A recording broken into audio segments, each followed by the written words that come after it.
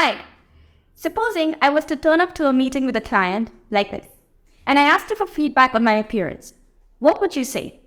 The phrases that might come to your mind might be, you look shabby, or you look messy, or you look terrible. Or you might say, you should dress professionally, or you should try your hair back. Or you might say, I don't like the way you've done your hair.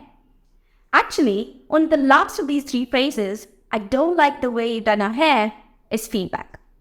In this video lesson, we're going to look at best practice in how to share your thoughts, perspectives, feedback in a way that's honest and considerate. I'm going to make a distinction between feedback, advice, and judgment. Because people usually think they're giving feedback, but it's usually advice and judgment which leads to some sort of a negative reaction. Let's start by looking at advice. Advice is any sentence that starts with you should or you shouldn't. The subliminal message that you convey when you give advice to someone is that you know more than them on the subject being discussed. That's the underlying assumption that leads you to giving advice, that they don't know what they should do and that you do. Advice works perfectly in only one situation. When you do know more than someone else in a given situation and they agree that you're the expert. So if you're an IT expert and you tell a friend that they should install an antivirus software and not click on certain kinds of attachments on the computer, and they believe in your experiencing expertise, they'll feel grateful instead of feeling offended. But supposing you start giving advice to a peer in a different division on what they should do in their function, or a subordinate who used to be a peer and who thinks they should have got promoted instead of you. And you say, you should have done this, or you should not have done this, or you're not doing it the right way. Then you might get a defensive or an aggressive response. So advice is very useful in some situations, but can backfire in others. So let's look at what sharing of feedback is. Sharing often starts with phrases like, I notice, I see, I think, I feel, I believe.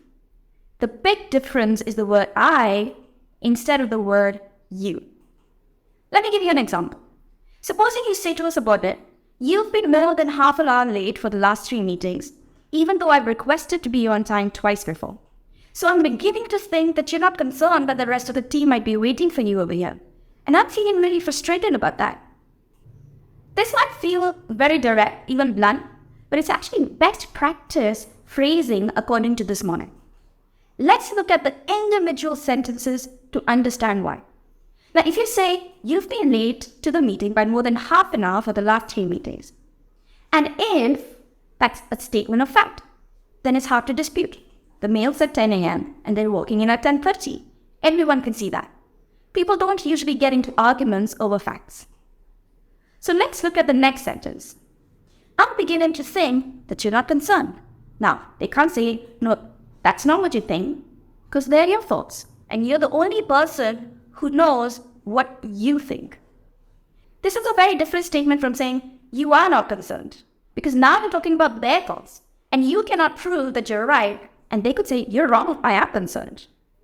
Similarly, if you say, I'm feeling annoyed, they can't say, no, you're not feeling annoyed.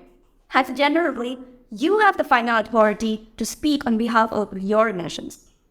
So sharing is all about letting people know what the facts are, what you're thinking, what you're feeling, and why you're thinking and feeling that way.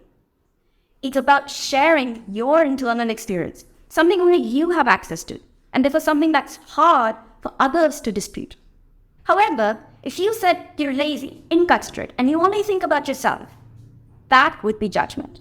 And they can dispute that because now you're not stating what you're thinking and feeling, you're telling them what kind of person they are, as if it's a fact. It's putting a label on them, calling them a name. And people can and often do react negatively to that, especially to negative judgments, both in your professional and personal life. Now, if I tell my husband, you never spend time with me, you're always traveling, you don't care about us, you should spend more time with the kids, I'm giving him judgment and advice, and he's likely to get defensive or counterattack because he's feeling attacked. All these you statements sound like accusations. But if I tell him, I miss you when you're away, or I feel so happy when you spend time playing with the kids, or I really want to spend some time together this weekend, then I'm sharing, because I'm revealing what's going inside me. If I tell my subordinate, your performance is not up to the mark, I'm not giving feedback, I'm passing a judgment. If I say I'm disappointed with your performance, I'm sharing feedback. If I tell my boss this initiative won't work, I'm passing a judgment. I'm making the statements as if it's a fact rather than a feeling. If I tell them I'm concerned that the clients won't like this initiative, I'm not telling you what will happen as if I'm a fortune teller. I'm sharing the emotion I'm feeling. Coming back to our first example, if someone told me, "You're looking shabby," that would be a judgment. They're saying it as if it's an undisputable fact. The structure of the sentence is identical to a statement of fact, like, "You're a Vatika." But if they say, "I don't like the way you've done your hand," then they're sharing what they're thinking. They're not implying that everybody else would see it the same way, or that there is no other way to look at it. When you think that the way you see a situation is the only way to see it, or the right way to see it, and everybody else who sees it differently is wrong, then you'll end up giving advice instead of sharing feedback. And people might feel like you're talking down to them unless they really see you as an expert.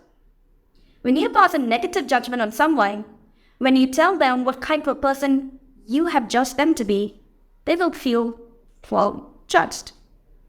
But when you're sharing, nobody can tell you that what you're thinking is not what you're thinking, or what you're feeling is not what you're feeling. You can't be wrong. A lot of times people hold themselves back from speaking up because they're afraid that they might say something wrong. But if you're communicating from a place of sharing, it's not about being right or wrong. It's about being honest. And then you shift from telling people what is the right thing to do or what is the right way for them to be, to honestly sharing what you're thinking and feeling. Then you can speak with confidence and authority. Because although you may not be seen as the final authority on what is right or wrong, you are the final authority on what you're thinking and feeling. Sharing is therefore a skill that allows you to be honest, direct, humble, open, and considerate in your communication. Initially, it might feel a little awkward and forced saying, "I think" or "I feel" so frequently, but as we practice using sharing as a means of communication, it starts feeling less awkward and completely natural. It becomes a habitual way of speaking. And you feel a great deal of power in conversations as you learn to use it skillfully. Here's an exercise for you to start on that journey. Pick any topic you want. Your thoughts on a recent movie you saw, or in your government's handling of the COVID pandemic, the performance of your subordinate in the last project, and share your thoughts and feelings with someone without using judgment or advice.